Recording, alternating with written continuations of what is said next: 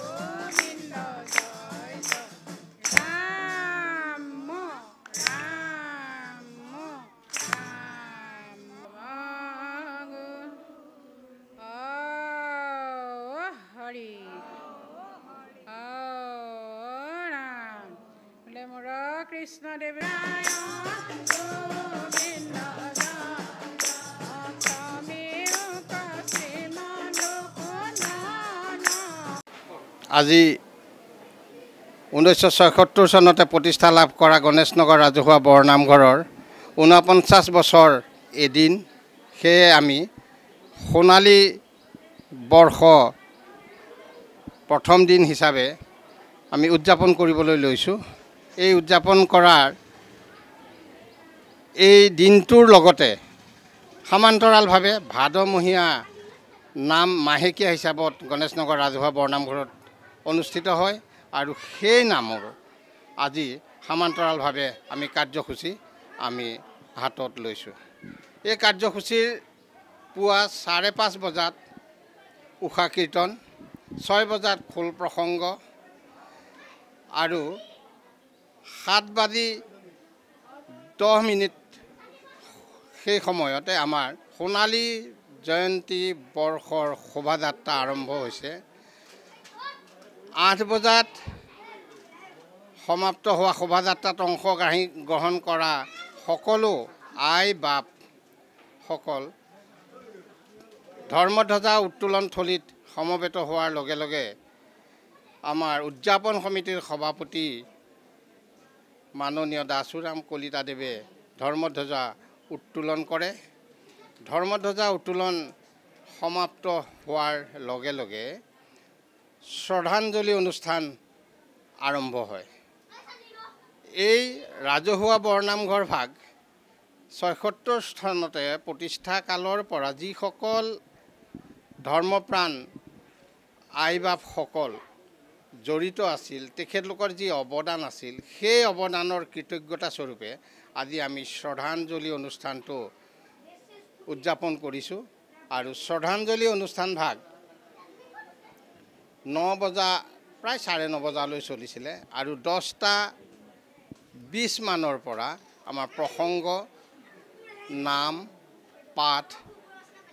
শ্ৰীমন্ত শংকৰদেৱৰ অপূৰ্ব সৃষ্টি নামঘৰ আৰু সেই নামঘৰৰ আৰ্হিত আমাৰ এই গণেশনগৰ ৰাজহুৱা বৰনামঘৰটো স্থাপিত হৈছিলে 1976 চনত।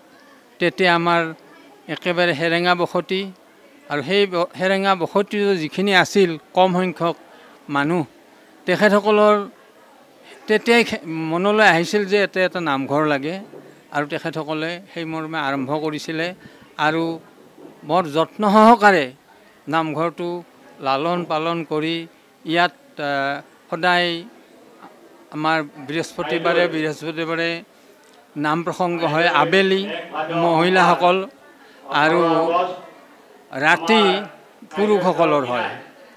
আৰু গোটেই ভাদ মাহটো গোটেই মাহটো আমাৰ নাম প্ৰসংগ হয়।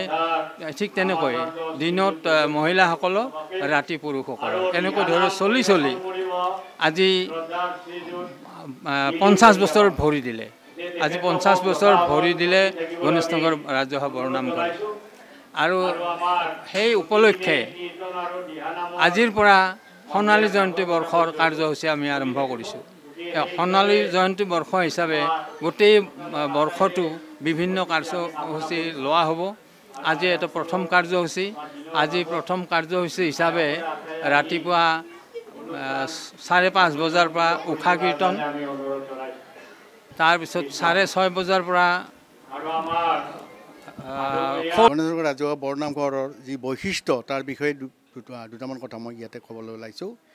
এই গণেশ নগৰ ৰাজহুৱা বৰনামঘৰ আদিতে এটি জুপুৰীৰ নিচিনা আছিলে। ইয়াতে কেইজনমান মানুহে ইয়াতে হাতী ওলাইছিলে, ৰাতিও হাতী ওলাইছিল, দিনতো হাতী ওলাইছিল। তাৰ ভয়তে তেওঁলোকে একেলগে থাকি এই নামঘৰটি জুপুৰী হিচাপে সাজিছিলে। আৰু তেতিয়া এই নদীটো যিটো বাহিনী নদী আছে, এই বাহিনী নদীতে তেওঁলোকে গা ধুইছিলে। ইয়াতে বুট মাহ ইত্যাদি ধুই মেলি ইয়াতে প্ৰসাদ আকাৰে আগবঢ়াইছিলে। আৰু ইয়াৰ বৈশিষ্ট্য হিচাপে তেতিয়া এই অঞ্চলটোত আজি এই গুৱাহাটীৰ উপকণ্ঠ অঞ্চলত অৱস্থিত এই গণেশ নগৰ ঠাইত ইফালে লতাকাটাৰ পৰা আদি কৰি দক্ষিণ গণেশলৈকে এইটো এটাই মাত্ৰ নামঘৰ আছিলে, সেইটো হ'ল গণেশ নগৰ ৰাজহুৱা বৰনামঘৰ। এতিয়া গণেশ নগৰ ৰাজহুৱা বৰনামঘৰে সেই পূজাটিৰ পৰা এতিয়া 3-4 বাৰমান সংস্কৰণ হৈ ৰিকনষ্ট্ৰাকশ্যন হৈ আজি এই অৱস্থাপ্ৰাপ্ত হৈছে। আৰু আটাইতকৈ ডাঙৰ কথাটো হ'ল আজিৰ দিনটোত লতাকাটাৰ পৰা ইফালে দক্ষিণ গণেশ নগৰলৈকে যিমানবোৰ নামঘৰ মন্দিৰ মঠ মন্দিৰ আছে সকলোবিলাক ইয়াৰ পৰৱৰ্তী কালত অৱস্থিত হৈছিলে। আৰু সেইবিলাক যিবিলাক পৰৱৰ্তী কালত ইয়াতে অনুষ্ঠান তৈয়াৰ হৈছিলে, তেওঁলোকৰ সমাজবিলাকেও এই নামঘৰটোৰ প্ৰতি যিটো কৃতজ্ঞতা তেওঁলোকৰ এতিয়াও আছে, সেইটো সঁচাকৈ শলাগ কৰিবলগীয়া। আৰু এতিয়াও তেওঁলোকে আমাৰ ইয়াত যিকোনো কাৰ্যসূচী পালন কৰিব ল'লে তেওঁলোকে সহযোগ কৰে। আৰু প্ৰত্যেকেই এই ৰাজহুৱা বৰনামঘৰটোক তেওঁলোকৰ অভিভাৱক বুলি ভাবি তেওঁলোকৰ অনুষ্ঠানবিলাক পৰিচালনা কৰে।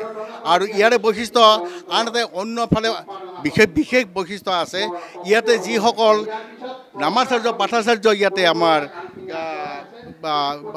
নামাচাৰ্য পাঠাচাৰ্য ইয়াতে নাম আৰু পাঠ ইয়াতে আদি কৰিছিলে, তেওঁলোকে সকলোবিলাকে আছিলে বিভিন্ন কাৰ্যালয়ত বা কৰ্মচাৰী হৈ। আৰু আমাৰ ইয়াতে যিজন প্ৰথম পাঠাচাৰ্য আছিলে তেওঁ এজন অভিজ্ঞ আছিলে আৰু তেওঁ লাইব্ৰেৰীত আছিলে, ষ্টেট লাইব্ৰেৰীৰ, অসম ষ্টেট লাইব্ৰেৰীত আছিলে। আৰু তেওঁ এতিয়া বৰ্তমান প্ৰয়াত। আৰু বীৰেণ বৰা নামৰ, তেওঁৰ নাম আছিলে মোহন গোস্বামী আৰু বীৰেণ বৰা নামৰ এজন আছিলে, তেখেত ইয়াৰে গুৰি ধৰিছিলে। আৰু তাৰ আগতে নগেন শইকীয়া নামৰ এজন সৈনিক হিচাপে কাম কৰা মানুহে ৰিটায়াৰ হোৱাৰ পিছত ইয়াতে বিশেষভাৱে অৰিহণা যোগাইছিলে। তাৰোপৰি অন্যান্য বহু লোকে এই গণেশ